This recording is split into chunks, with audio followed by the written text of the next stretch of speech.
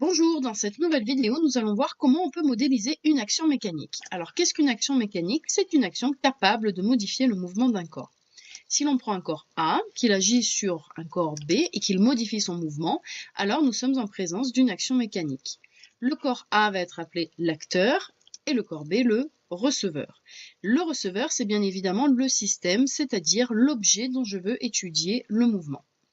Tout ce qui ne fait pas partie du système va être appelé extérieur, et donc on va essayer de savoir comment l'extérieur agit sur le système.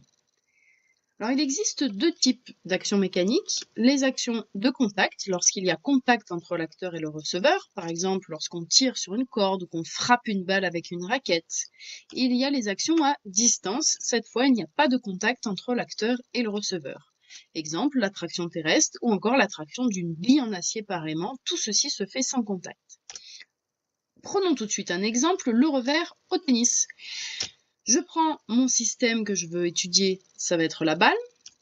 Je me place dans un référentiel lié au sol pour étudier le mouvement, c'est un référentiel terrestre. Je vais maintenant faire le bilan de l'extérieur qui agit sur mon système. Alors, je vais avoir l'action de la raquette sur la balle, qui est une action de contact. Je vais avoir l'action de la terre sur la balle, qui est une action à distance. J'ai également aussi l'action de l'air sur la balle. Alors, pour être plus simple, on va négliger cette action, ce qui sera d'ailleurs généralement le cas. Ce sont des frottements, c'est un petit peu compliqué, donc la plupart du temps, ce sera négligé. Alors, comment modéliser ces actions mécaniques? Concrètement, une action mécanique va être modélisée par ce qu'on appelle une force. On va donc avoir la force exercée par la raquette sur la balle et la force exercée par la terre sur la balle. Et puis sur un schéma, on va schématiser une force par un segment fléché qu'on appelle vecteur et qu'on va noter F avec une petite flèche, ce qui va donner ceci. Alors, si on reprend notre exemple, on va donc avoir F de R sur B, R pour raquette sur balle. Ensuite, on va avoir F de terre sur balle pour modéliser ces deux actions mécaniques. Alors, qui dit segment fléché dit forcément point de départ de ce segment qui est en fait le point d'application de la force. Alors, le point d'application de la force, c'est le point où on va considérer que s'exerce la force, c'est-à-dire, comme je vous l'ai dit, le point de départ du segment fléché. Pour les actions de contact, c'est très facile, le point d'application va se faire au contact, mais pour les actions à distance, on va considérer que le point d'application va être le centre de gravité du receveur. Alors revenons sur notre exemple pour bien comprendre. Donc j'ai une balle, son centre de gravité, et une force va être caractérisée par trois choses. Alors d'abord sa direction, qui est la droite support du segment fléché. Si je prends la force de la terre sur la balle, j'aurai une direction verticale.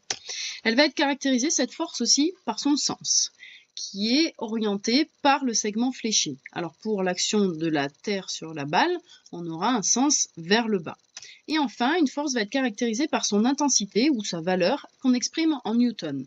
Et cette intensité va être proportionnelle à la longueur du segment fléché.